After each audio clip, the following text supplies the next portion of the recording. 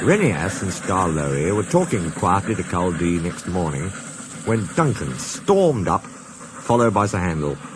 "Hello," chuckled Renias. "Here we go." "I nearly came off," fumed Duncan. "Those coaches pushed me. The thing controller says they didn't. He says I kept a bad lookout. "We've no money to mend you," he said. "And if it happens again, I'll leave you at the back of the shed." "Why does he always pick on me? It's no fair."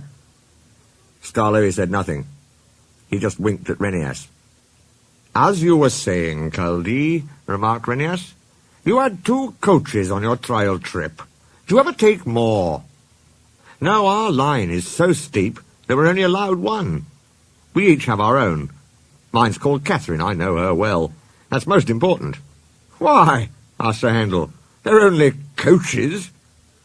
"Ours," said Culdee, "are something more. You pull your coaches, and you can see ahead. We push ours up, so we can't see. They watch the line for us. The guard watches too, of course, but Catherine's so clever that I know at once if anything is wrong." "That must take a load off your mind," said Skarloey. Culdee smiled. "But not off my buffers.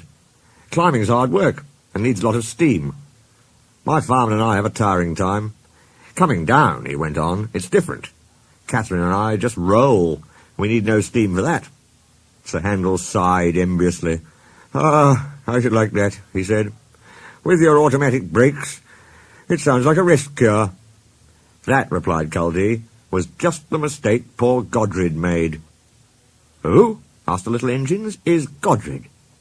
"Godred was our number 1, and named after a king," Culdee replied.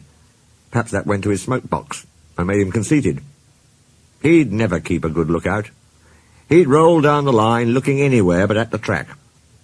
'You'll have an accident,' I told him. 'Pooh,' he said, 'I've got automatic brakes, haven't I, and driver's got his air brake. What more do you want?' 'More sense from you,' I said. 'No engine can stop at once if he isn't ready to obey his driver's controls.' 'The first thing a young engine learns,' agreed Skarloey. Godred never learnt sense. His driver and fireman and the manager all spoke to him. They even took him to pieces to see if anything was wrong. But he still went on in the same old way. One day I was going up and waited at a station for Godred coming down to pass me. As I waited, so it happened. One moment he was on the track. The next, his driver and fireman jumped clear as he rolled over. No one was hurt. His coach stayed on the rails, and the guard braked her to a stop. They brought Godred home next day. 'We've no money to mend you,' said our manager, 'so you'll go to the back of the shed.' As time went on, poor Godred got smaller and smaller, till nothing was left. What happened?" asked Duncan anxiously. "It's not nice to talk about," said Culdee. "But what happened? Why isn't it nice?" "Our drivers used Godred's parts to mend us," answered Culdee mournfully. Sir Handel and Duncan were unusually silent, long after Culdee had gone home. Neither Skarloey nor Renias ever mentioned that Culdee had made the story up.